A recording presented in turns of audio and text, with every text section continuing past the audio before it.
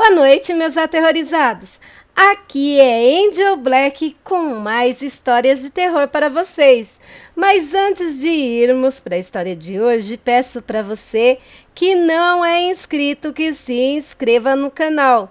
Deixa aquele like para fortalecer e ajudar o canal a crescer. E também compartilhe com os seus amigos e em todas as suas redes sociais. Agora, se você não gostar, compartilhe com os seus inimigos e se vingue deles.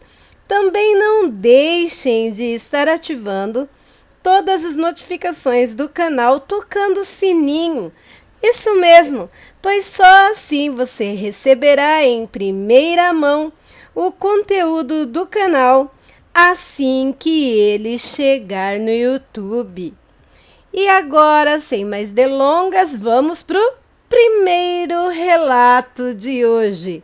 Relato contou história. Você decide se acredita ou não. Eu, Angel Black, acredito sim e muito no sobrenatural. Relato do covil do guardião sinistro. A viúva fantasma. Lenda sul-americana. Lembrando que toda lenda e mito tem um fundo de verdade. Vamos lá? Em várias regiões do Chile, da Argentina, Colômbia e alguns outros países da América do Sul, há suas histórias sobre viúvas fantasmas. Aparentemente, não se trata do fantasma de uma viúva só, e sim de várias, pois cada região tem história que descrevem características diferentes. As únicas características predominantes em todas as histórias são de que as viúvas sempre estão vestidas de preto dos pés à cabeça, cobrindo o rosto com um véu igualmente preto. E divagam após o anoitecer em busca de homens sozinhos a cavalo. Versões recentes da lenda dizem que também pedem carona para homens que estão de carro. Exatamente, um modo de transporte, né? Evoluiu, né, gente? Fantasmas de viúvas são um tipo de fantasma comum nos países hispânicos da América do Sul. Porém, não se sabe ao certo a origem dessa lenda. Dizem que uma mulher que se torna viúva e morre com raiva, solidão e angústia pode não conseguir fazer a passagem para o além e descansar em paz. Por isso, fica presa no mundo terreno, penando e vagando pelos lugares, descontando sua dor em qualquer homem que encontrar pela frente.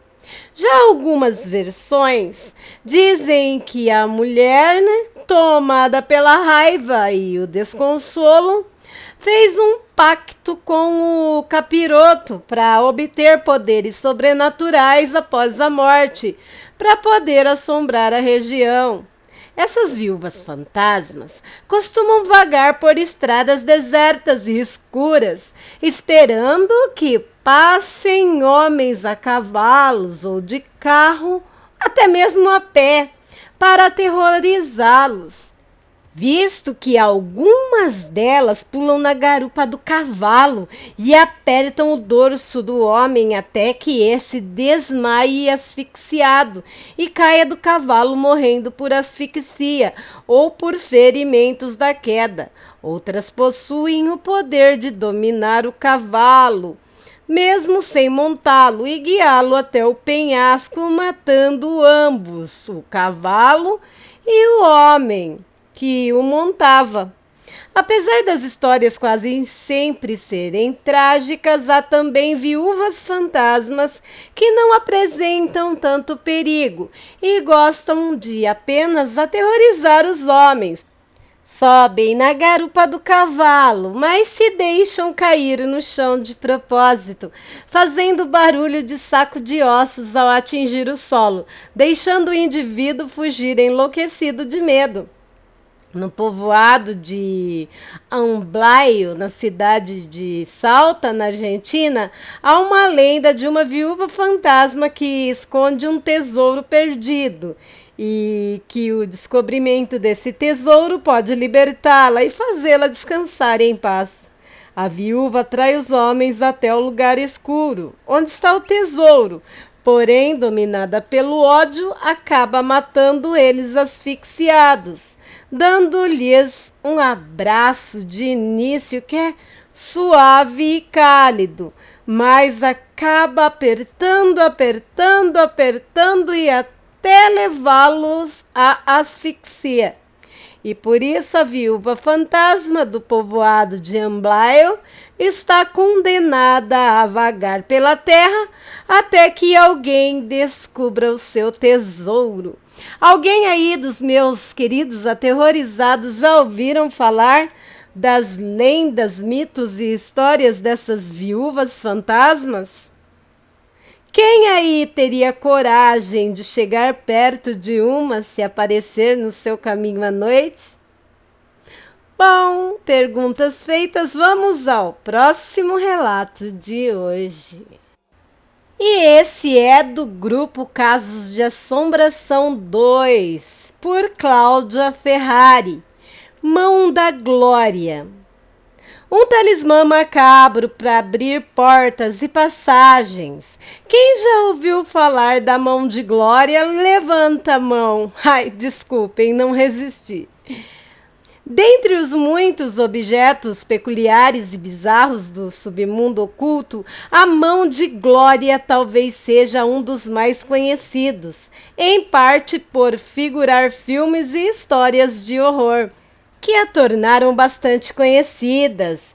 O macabro talismã já apareceu em Dungeons and Dragons e Pathfinder e já figurou no background de filmes e romances como Coração Satânico, Hellboy e Harry Potter, além de ser um item equipado nos personagens de Diablo.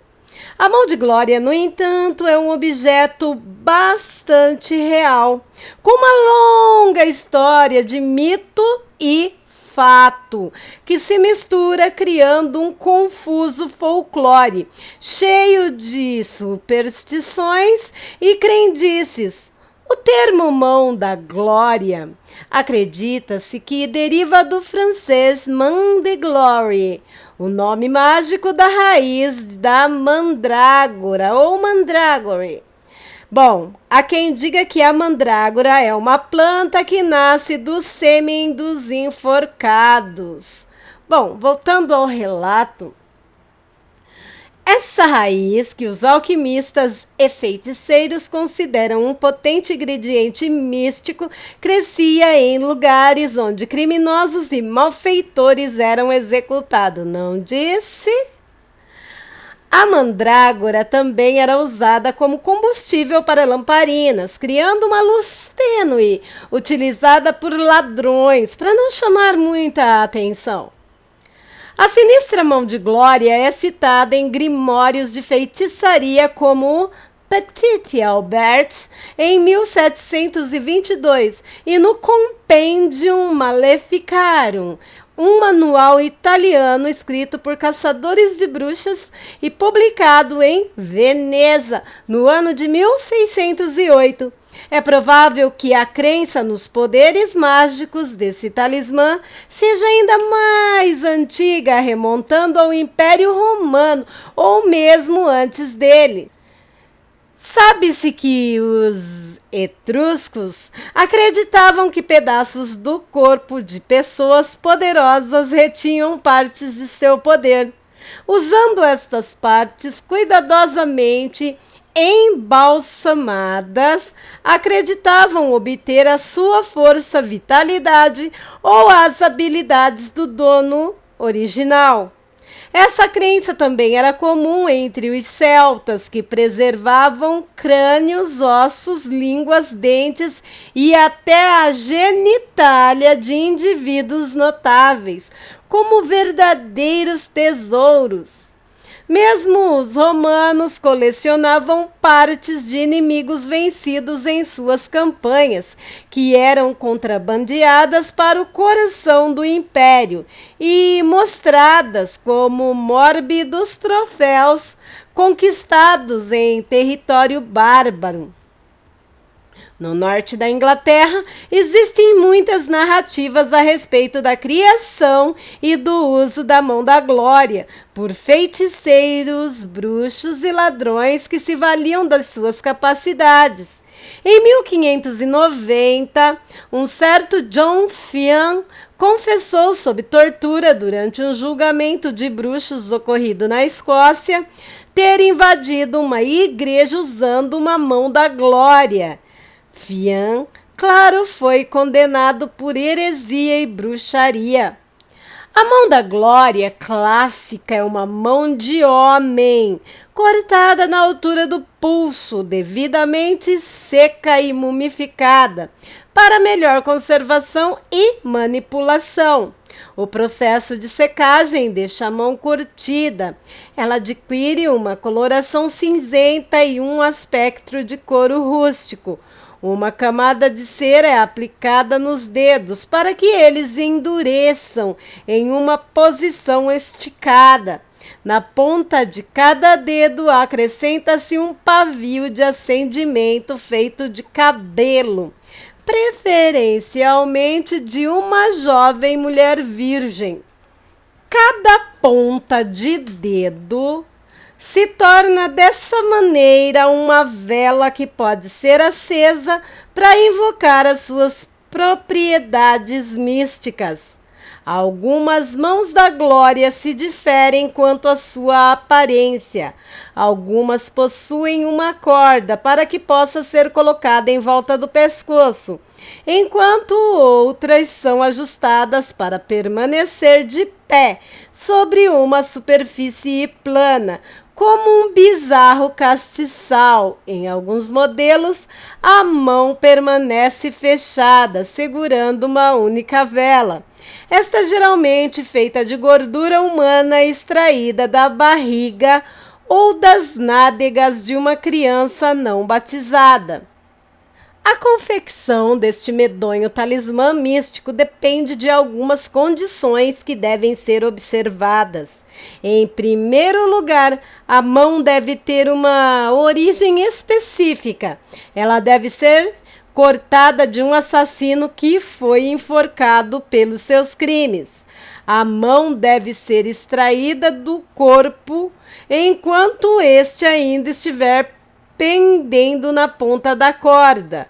Usualmente, a mão escolhida é a direita, especialmente se essa mão foi utilizada pelo assassino quando ele produziu uma vítima ou a sua vítima. Em alguns casos, a mão esquerda pode ser obtida se o assassino reconhecidamente for canhoto. O Petit Albert adverte para que jamais sejam tomadas as duas mãos da mesma fonte. A mão deve ser cerrada à noite, de preferência durante uma madrugada sem lua, sendo que, na iminência de um eclipse, os poderes da mão da glória são amplificados. O sangue residual deve ser drenado e os dedos precisam ser posicionados. Ela é enrolada em um tipo especial de linho fino e depositada em um jarro contendo uma solução salitre, nitrato de potássio, pimentas pulverizadas e pedras de sal grosso. Depois de 2 semanas, a mão é removida e deixada para secar naturalmente. Se o objetivo for torná-la uma vela, os dedos são mergulhados em cera. Se não, uma vela adequada é posicionada como se estivesse sendo segura. O processo inteiro é acompanhado de certos rituais, incluindo a leitura de poemas e a recitação de cânticos para consagrar o talismã.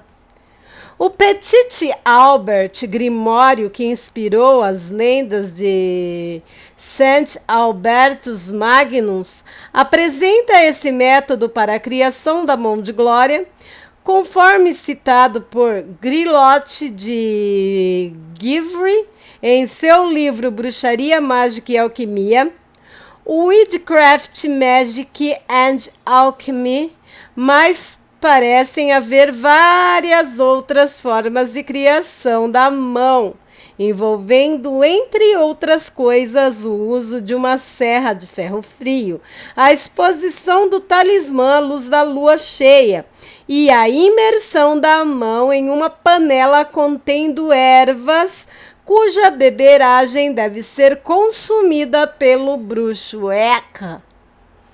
Nos dias atuais, praticantes de magia podem achar difícil reproduzir a receita em suas casas, não apenas por ser complicado encontrar cadáveres de assassinos pendendo num cadafalso, mas também pela dificuldade de duplicar certas fórmulas que envolvem gordura humana.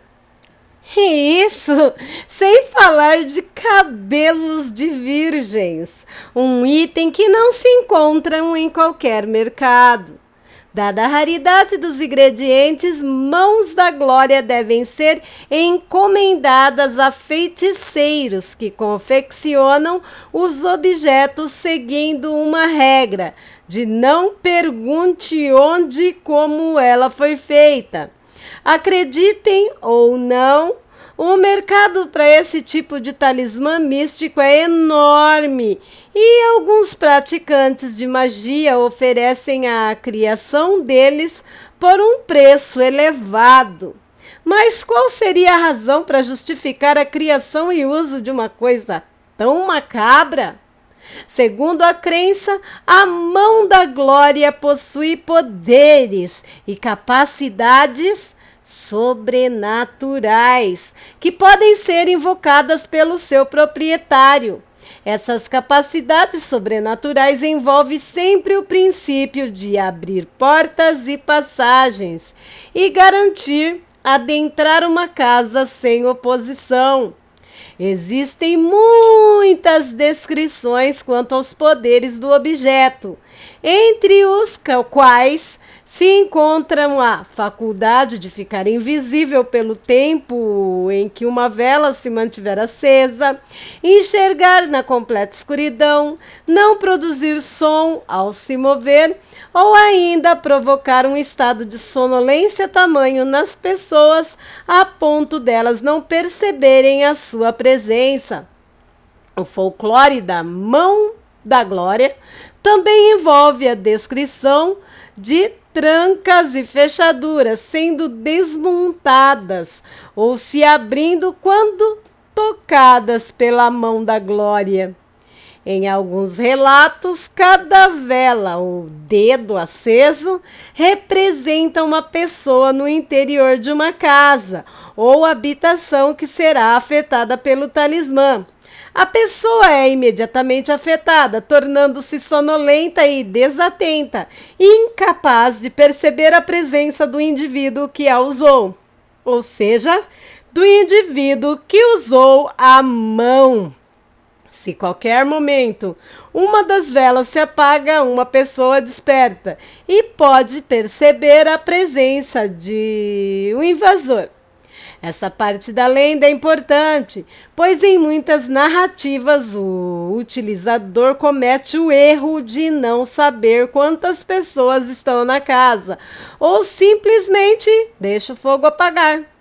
Em certas versões, a luz emanada de uma mão da glória brilha com uma luminosidade azulada, quando esta fica próxima de um tesouro ou objeto de valor.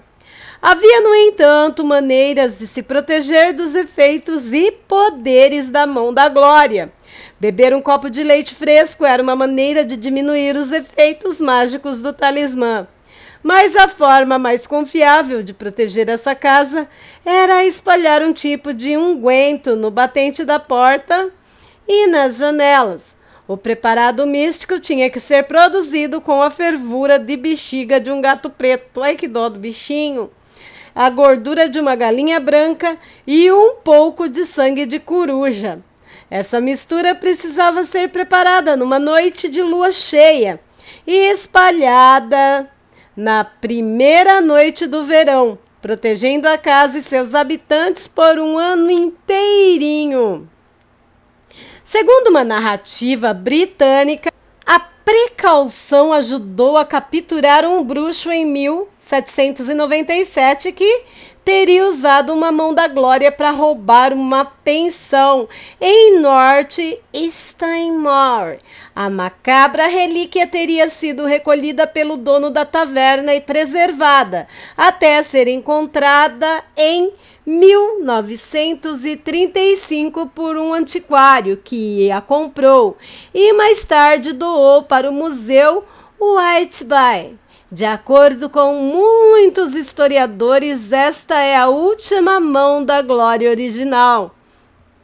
Mas o que levava as pessoas a acreditar nos poderes de objetos mágicos como a mão da glória?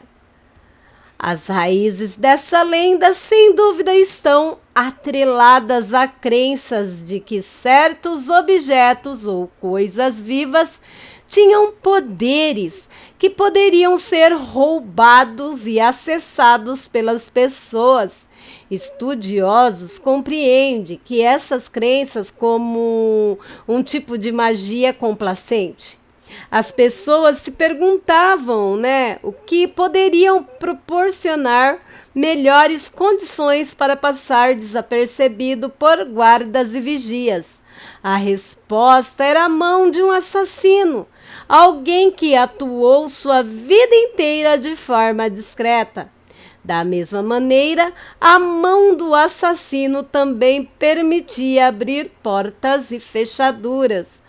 Objetos imbuídos com magia complacente foram usados largamente até o início da Era da Razão, sendo que alguns continuaram presentes como amuletos de boa sorte, os trevos de 4 folhas, pés de coelhos e patuás. Antes de recriminar aqueles que empregavam o poder da mão da glória, talvez seja o caso de perguntar se você mesmo, caro aterrorizado, não tem um objeto de estimação que lhe traz sorte. Eita, que esses relatos foram para acabar, hein, meus aterrorizados? Deixem suas opiniões nos comentários desse vídeo. Lembrando de sempre seguir as diretrizes do YouTube, de manter o respeito nos comentários. Lembramos que todos nós temos o direito de não acreditar, mas temos o dever de respeitar. Bom, se você gostou do vídeo, deixa o like, dê aquela dedada para ajudar o canal. E também compartilha. Ajuda o canal, a nossa família a crescer bastante. Desde já eu agradeço a todos vocês. Se você está passando aqui, caiu de paraquedas, é a sua primeira vez no canal e você gostou? Se inscreve no canal, não custa nada. Vem fazer parte da família aterrorizada também. Você será muito bem-vindo. E você que não está recebendo as notificações, ou você que se inscreveu, enfim, vai lá no sininho, sabe? O sininho das notificações, na opção todas, e ativa ele. E sempre que tiver conteúdo novo aqui no canal, você será notificado. Bem, agora eu quero falar com você que passou um perrengue com o sobrenatural, ou você que teve um milagre maravilhoso na sua vida, que também é sobrenatural. Manda o seu relato para o e-mail do canal, será uma honra compartilhar aqui com todos. Você que não passou, mas sabe de uma história de alguém que passou, ou você que escreve aqueles contos aterrorizantes que arrepia até o pelo do sovaco do vizinho, manda para o e-mail do canal também. Será, olha, uma honra compartilhar com todos o seu conto, o seu relato, a sua história de terror. O e-mail do canal é luçonjavermelha@gmail.com, mas também estará anexado lá na descrição desse vídeo. Lá também você vai encontrar todos os canais que eu recomendo, hein? É cada canal top, você vai adorar. Lá também você vai encontrar o link do meu Instagram, hein? Vai lá, me segue, manda um direct que assim que possível eu respondo você. Lá você encontra um link de um WhatsApp. É um grupo que uma inscrita muito querida criou para vocês interagirem entre si e eu sempre dou um pulo lá conversar um pouquinho com vocês. Vai lá e você vai encontrar também 2 links que tem a ver comigo. O link do canal Fronteiras, onde eu e o amigo César do canal Aliena Mundi narramos casos policiais, macabros mesmo. E também narramos casos ufológicos. Os policiais, alguns já foram resolvidos, outros não. Já passaram em várias mídias, mas a gente sempre traz novidades para vocês. Dá um pulo lá. E tem o canal Viajando no Tempo, no plano físico, desculpa, gaguejei aqui. No plano físico e também no plano astral. É um canal para gente, para mim, para você, para todos nós, elevar a nossa espiritualidade. Ó, espero você lá, tá bom? Também você vai encontrar link de páginas, vai encontrar link de grupos, enfim, tem de tudo lá. Dá uma olhada na descrição do vídeo, tá? Agora, eu quero agradecer a todos os canais parceiros que me ajudam nessa aventura louca que é o YouTube. Louca, porém maravilhosa! A todos os grupos e páginas que me ajudam na criação e também na divulgação do meu trabalho. E principalmente agradecer a todos vocês, meus aterrorizados, meus amores, sejam vocês pessoas comuns ou sobrenaturais, vampirinhos, lobisomens, alminhas, entre outras criaturas místicas. Vocês são o combustível do canal. Sem vocês não existiria Angel Black, pois vocês tornaram o meu sonho realidade. Muito obrigado. Logo teremos mais live para bater aquele papo gostoso, tá bom? E vou parando por aqui, já deixando com vocês o meu coração, pois vocês sabem, meu coração já é de vocês. Vocês moram nele e não pagam aluguel. Boa noite, meus aterrorizados, e tenham bons sonhos. Amo vocês demais. Fui!